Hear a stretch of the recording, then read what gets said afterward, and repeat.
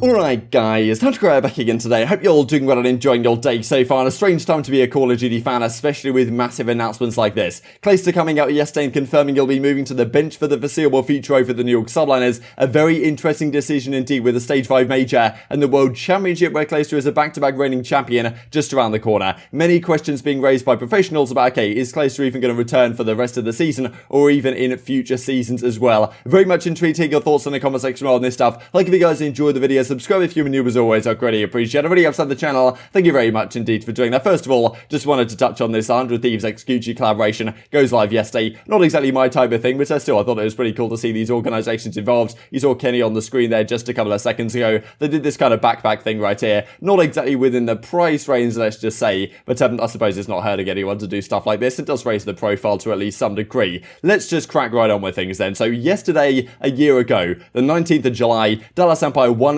CDL London, the second CDL London this time last year. And crazy to think about, to be honest, the fact that this team of Clayster, Crimsix, Shotzzy, ILLey and Huke, as you can see, was, well, they won an event this time last year, and just a year later, we then get this massive announcement from a Clayster. So much has changed, honestly, in that time period. It's kind of unbelievable to think about. This comes out, first of all, from Clay. Big things coming tomorrow with the sunglasses and all this type of stuff. I wonder if this is a similar type thing, because you can see, like, Clayster on his glasses right here. So I don't know if this is a similar type collaboration to what Scump had going on with Oakley not too long ago. I'm not exactly sure this is related to the announcement we then got just a couple of hours later, that's really instigated by this that Chrome was talking about. So people started to notice that Team Canada, one of the challenger squads, or the Canadian players, was having a little bit of a tough time. DiamondCon, Exotic, Royalty, and DavPay, we see Exotic right here, Team Canada down, get this from Royalty as well, get the chance to possibly play with FeLo. Team Canada is down bad, he says, and well, potentially that could mean that DiamondCon was going somewhere. People immediately speculating, right, okay, wow, if DiamondCon, maybe they're making some sort of roster change, right, because of course they still can make a roster change within the substitutes that they currently have. There's a lock on the rosters for the subliners. Of course, they've been having a very difficult time lately, as we'll look at here in just a couple of minutes. But people were immediately thinking, okay, wow, DiamondCon for Mac, maybe is that a possibility? Because when they initially brought Hydra in, there was rumors that Simp could have been coming in for Mac instead, but they decided to keep him, and Mac went really well, of course, on that team. The last when they were looking particularly good stage 3, started stage 4. So DiamondCon immediately was a bit of a question mark as to whether he's going to be coming into the team. And of course, like, Clayster and the rest of the guys have not been having a good time as of late. Clayster's one of those players, like, he's obviously the key talisman of their squad, the leader of their squad, and when it's going great for their team, like, he's such a valuable player to have. Like, he's such a great leader, of course, throughout Call of Duty history, but when things aren't going so well, then, I imagine, especially playing with, like, rookie players, to be honest, at least the majority of the team, he's got very frustrated a lot of times this season about his own situation, and, he likes to, I guess, switch off and relax and go do other things to kind of recharge, and the whole way the world has been the last couple of years hasn't really had the opportunity to do that, right? So it's obviously been a really tough time for guys like Clayster, and well, he certainly, it seemed like it was taking a toll on him personally and his mental health, but also the rest of the team, which you could see it filtering through to the rest of the squad. This was an image I saw right here. I'm pretty sure this is in their series against London after they won the map 2 very convincingly, and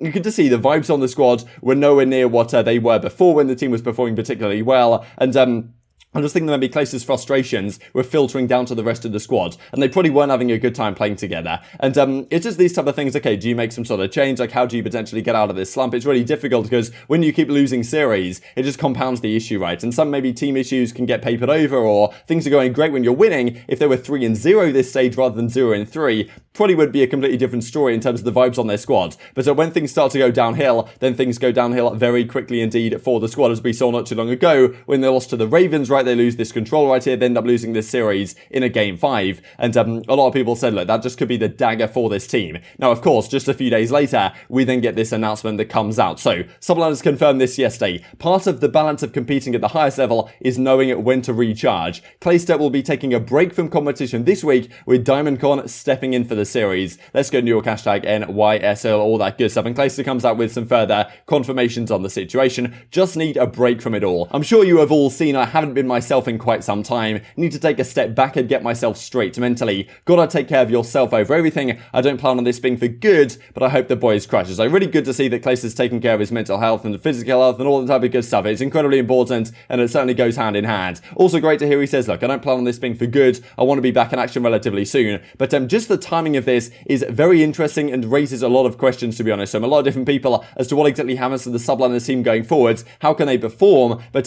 also, will Clayster ever return return to this team, because he said at the start of the season, he's been team hopping his entire career, well, not necessarily intentionally, but he gets dropped like all the time and has to form new organizations, right? After United win the World Championship, things go haywire for that team, ends up on the Dallas Empire into Modern Warfare season, then he's the one who gets dropped off that team at the end of it, finds himself on the subliners, and he was saying at the start of the season, look, I really hope that I can just be on New York for the rest of my career and just like not like live out my days here, but effectively like don't have to deal with all this stuff with finding new teams and whatever, which I'm sure the subliners want to accommodate. But who knows what happens here going forwards, because it's really interesting. Just wanted to share what they had to say on the flank though, because Zuma was like, look, I'm not really sure I see Clayster actually returning to the team, because there's a few different angles here. First of all, the team's vibes may be way better with Clayster gone. Seemed like it was really taking a toll on the rest of the guys. I'm sure like Clayster was probably not having the best time in scrims, right? And seeing all these persistent mistakes, probably yelling a bit at his team, which is understandable to be honest. And it was probably taking a toll on them as well. And probably from a mutual perspective, they decided to, okay, maybe it is time for Clayster to just step down and take a bit of a break right here. And Diamondcon comes in with a lot to prove. There's a big possibility that they can actually play really well right here, or maybe even play better than they were before. And that raises some questions, right, as to whether Clayster actually gets the opportunity to come back into the team if he wants to for the major, which is only like a week and a bit away. So I doubt he's going to be there for that. And if he steps back in for the World Championship, that'd maybe also be a bit of a surprise, right, with barely any practice time going into that event. So big questions right here. Zuma reckons that he's not actually going to come back at all for the rest of this season. Well, here's the thing. I mean, yeah,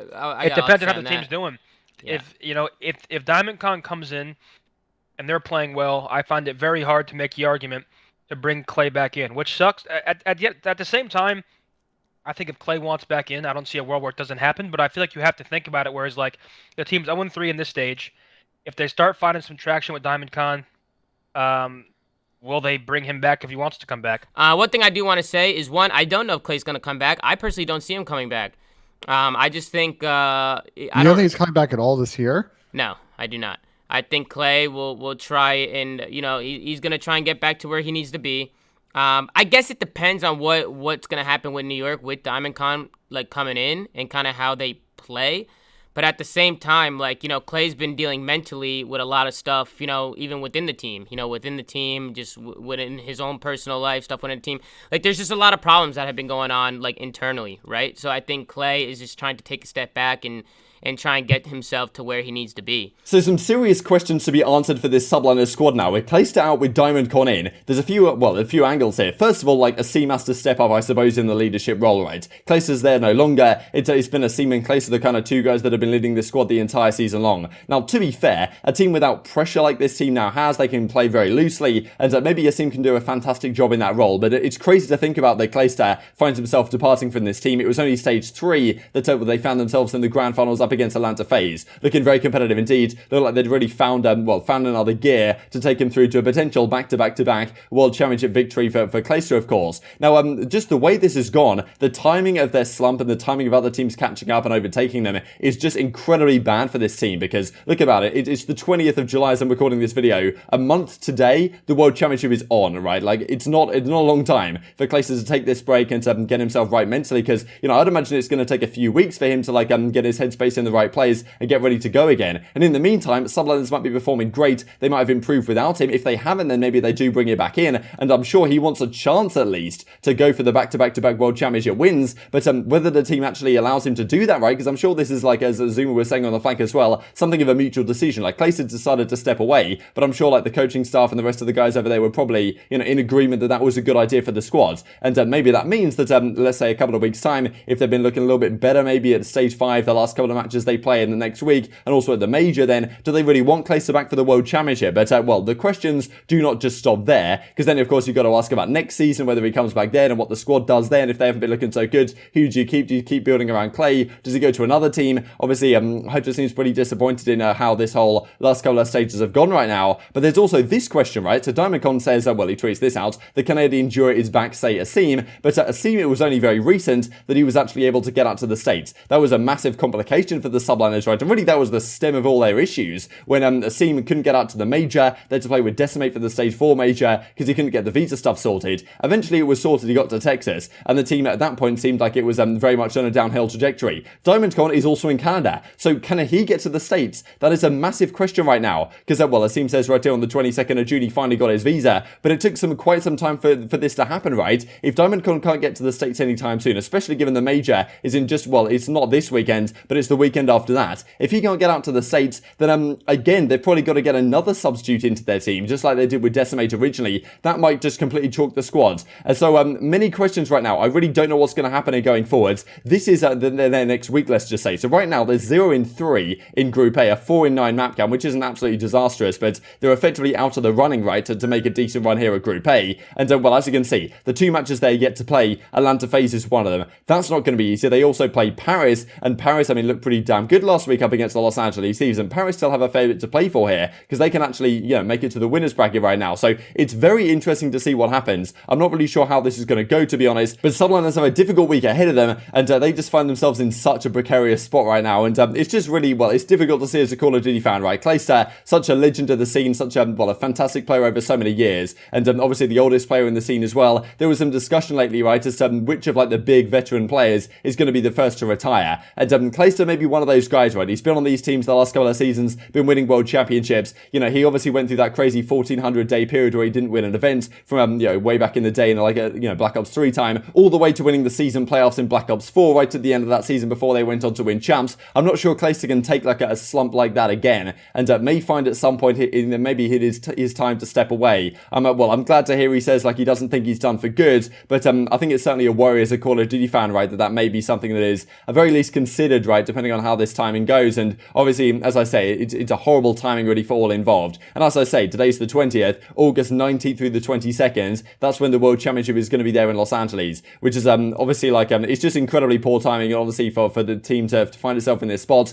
But totally respect Clayster for stepping away and taking care of himself first, because that's what we want to see, and it's probably going to be good for this team and other organizations, certainly in the long run as well. Just to finish off with this, then I thought I'd share this video just to finish off the video, because well, this was a pretty legendary team from back in the day, COD Champs 2014, Embos, Scump, Clayster, and Nadeshot. What a team this was, and well, Nadeshot trying to well help complete the job, as well, Clayster doesn't have the prettiest time, but well, Nadeshot turns up when it matters. What a legendary team this was, no doubt about that. Tweet your thoughts in the comment section on all this stuff. Hope you guys enjoyed the video. If you did enjoy it, I'd greatly appreciate a like on the video. It really helps out the YouTube algorithm, like you enjoyed this content. Other people like you may enjoy this content as well, and help grow the competitive Call of Duty community. Thank you for watching as always. Take care, and I will see you next time. Very beautiful drop to there with that M-Star to take him down. Of course, Nadeshot picking up one, and we're over here with Nadeshot at the moment, currently 5-10. As the turns things up and heat up a little bit faster here. 2 minutes left in the first half. It's about a 20-point lead right now for T1, but OpTic do have a second flag now, and if they can lock this little bit of a spore trap down here inside of B, they can maybe get a good lead at that point, because there is still 2 minutes left here in the first half. Yeah, and they're playing this perfectly. I mean, Nadeshot's in a very, very powerful position, and that's why, because 9 times out of 10, as soon as you run out of bar, people won't check that because they're not anticipating it. So Nadeshot doing exactly what he needs to do to keep his team basically with this 2-cap, and that's a big battle. That was a nice little exchange, and coming in on top there after you stop firing, resfiring again. You know, I do that so many times. You think the player's going to die, you stop firing, but they're still coming at you. Yeah, and then there's a zombie, man. Yeah, pretty much. As you see now, Clayster and Nadeshot both on a 3-kill streak in the moment, and Embo's on a 2. They're still keeping these guys locked inside of B. They're doing a very good job here to hold these guys at bay. Oh, man. T1 really can't make it out at the moment. He's going to challenge it. Oh, my God. Wow. Will Nadeshot do it again? And he is on an absolute tear, and Nadeshot is just devouring everyone in front of him. Holy God.